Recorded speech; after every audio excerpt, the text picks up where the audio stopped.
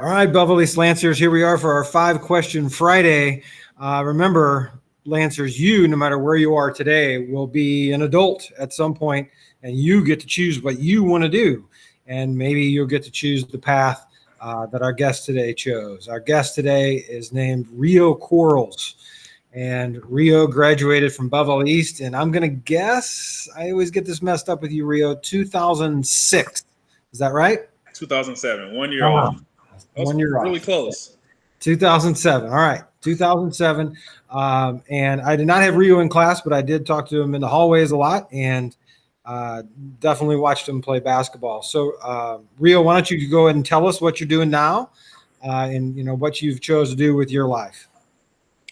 So currently, I own a tea shop slash restaurant. It's called Teatopia. We're in South City, St. Louis. I really didn't leave far from Belleville after deciding to open up my own business. I did go to after high school. I did go off to college. I went to a junior college in Quincy, Illinois, and then I went to Columbia College after that. I did go on a sports scholarship. I've always been in love with sports, specifically basketball.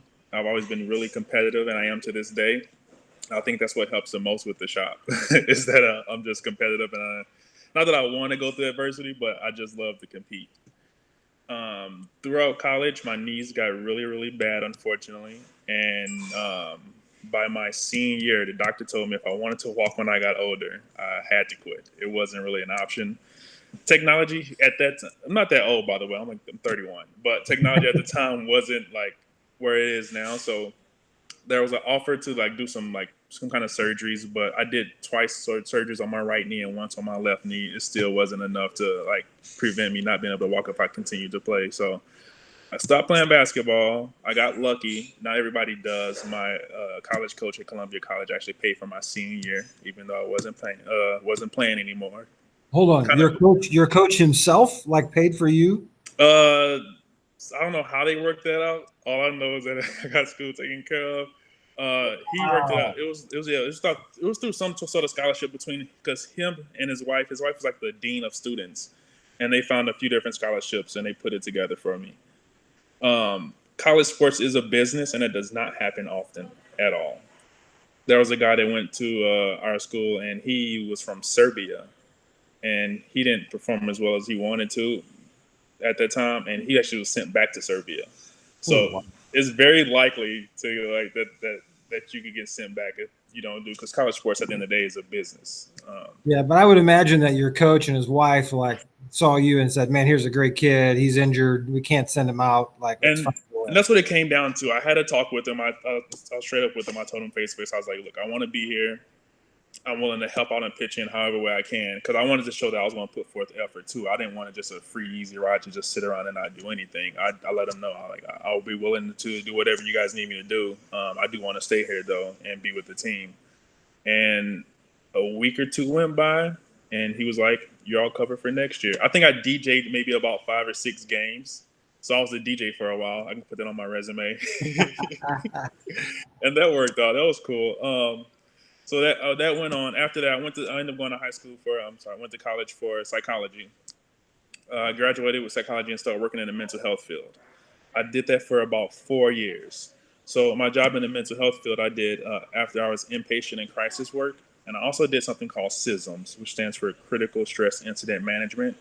So if there was a robbery, a homicide, a suicide, anything on that spectrum at any company whose insurance that we manage, it was my job to vet counselors in that region, depending on where they're at in the U.S., to make sure they're qualified to give those services, and also to get the full story of what took place. And man, there were some crazy things going on. That's just bizarre stuff that you wouldn't even imagine.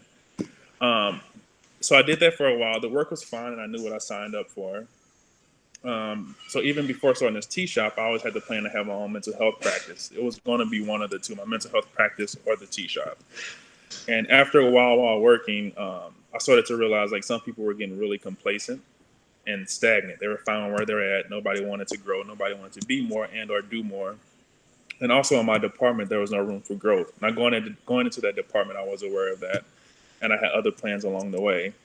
However, it got to a point where people were getting excited about new cubicles and new chairs in the office, and I just like, there's no way that this is like supposed to be the way it's supposed to be. And I also seen people at their company. This is corporate culture, but I seen people at their company that was there for 25, 30 years. And the next thing you know, they're just not at their desk anymore. And they just replaced with someone else.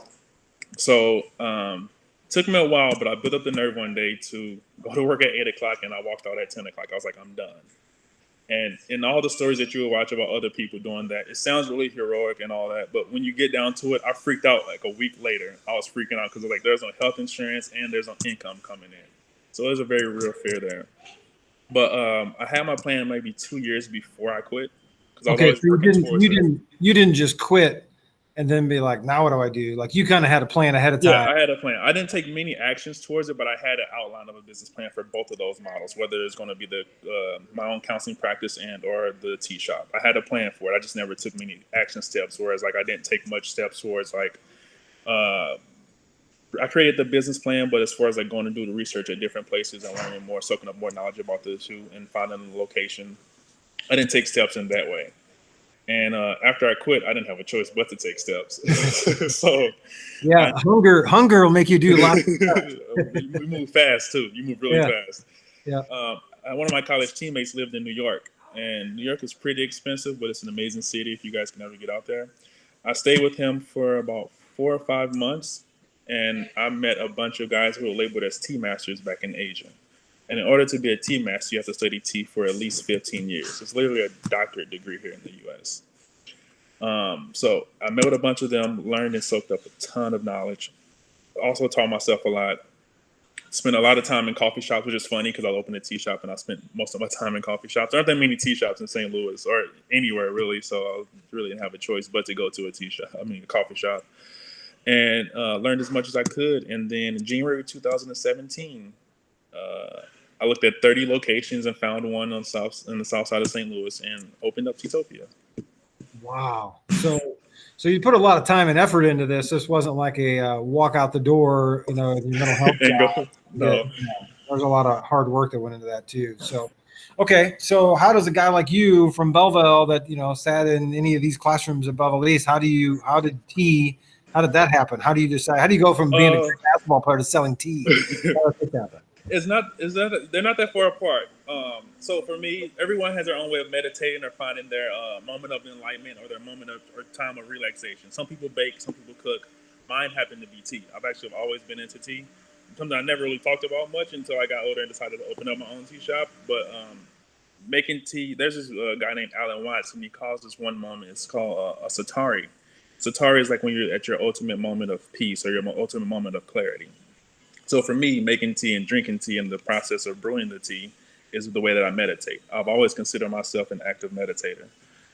So whether it was playing basketball and or making tea, I had to bring those two worlds together. Even after I quit playing basketball, because my knees were so bad, after I graduated college, I actually picked up Brazilian Jiu Jitsu as well. Because I was still super competitive and I had to do something with that energy in addition to running the business. So I started to compete really heavy in that. So I started traveling to Kansas City, here in St. Louis, and down to Chicago, up to Chicago, to different areas just to compete. And I took it really serious. When I opened a shop, I can't do it as much now as I could then because I'm a little tied down, I'm a little busy right now. But whatever it is, I just have to be physically doing something in order for me to reach my meditative state.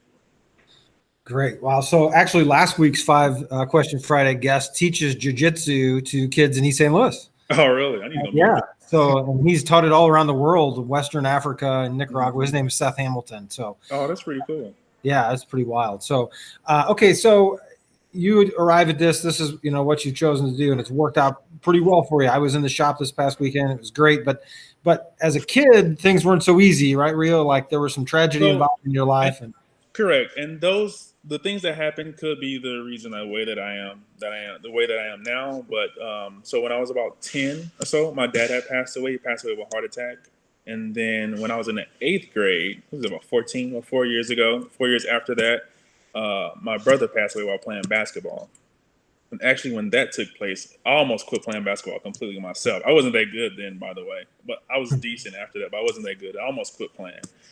And I was somewhat familiar with losing like a close relative because my dad passed away. So that one hurt, but I was able to still function and still continue to move on. And then about 5 years ago, the most tragic one, my mom, she was killed on her way to work in one morning. A guy was getting off a bi-state bus in East St. Louis one morning, and he stole a police car when the police tried to escort him off, and he hit my mom in the rear, going about a little bit over 100 miles an hour, and it killed her on impact. Wow. So just going through all those different things. Some people say some people would break them. It's just about realizing that no matter what goes on, you can't stop, because the world's not going to stop moving for you. So you have to keep going, and you have to like find different ways to build up your durability, build up the way that you can handle things and the way that you can be exposed to things in order to keep going and keep growing. Because if you don't, you'll just be stagnant and you will be left behind. Man, Rio, I have like chills right now listening to that, man. You had every reason to not be successful, but you're determined to make yourself something, and you've done that for sure. It's amazing. We're working on it. That's for sure. Nice. Okay, are you ready for 5-Question Friday? Yes, fire away. All right, here we go. So, what's your favorite memory of being a Beverly East Lancer?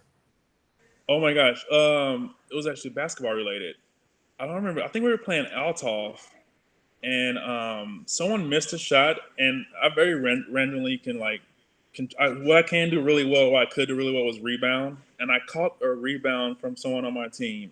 I caught it off the rim and dunked it. That was probably one of my top two.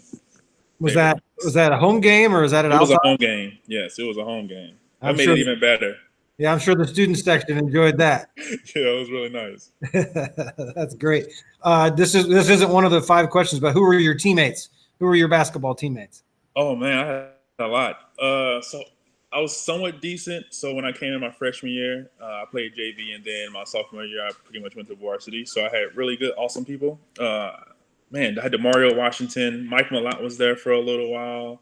Dan Hendricks, Tyler Bontemps were all there. Oh my, I can't even remember half of them. This was a long time ago. You're really stretching my memory. Yeah, I was just trying to think as you were talking. I'm sure I was. I played with Eric McCrary for a little while. Coach McCurry's son, LaFonso Ellis. His dad actually played in the NBA. Yep. A lot of people didn't know that. It was pretty cool. Yeah, and he's been in China. Jerome Lockhart, played with him a little bit. Nice. Those are some good guys. I remember all those. Those are some good dudes. Okay, second question. What has been the main component to your success? Determination. Regardless of what it is that you want to do, whether it's want to get better at one sport or whether you want to even get up in the morning, you have to be determined to get up. There are so many people that just lack determination. They just don't move. And if you don't move, you essentially die. So you have to be determined to learn how to build your own determined and not be determined by other people. You have to learn how to build it in for yourself. That way, when you have those tough times, you can motivate yourself to go from point A to point B. Awesome. Okay, third question. TikTok, Snapchat, or Facebook?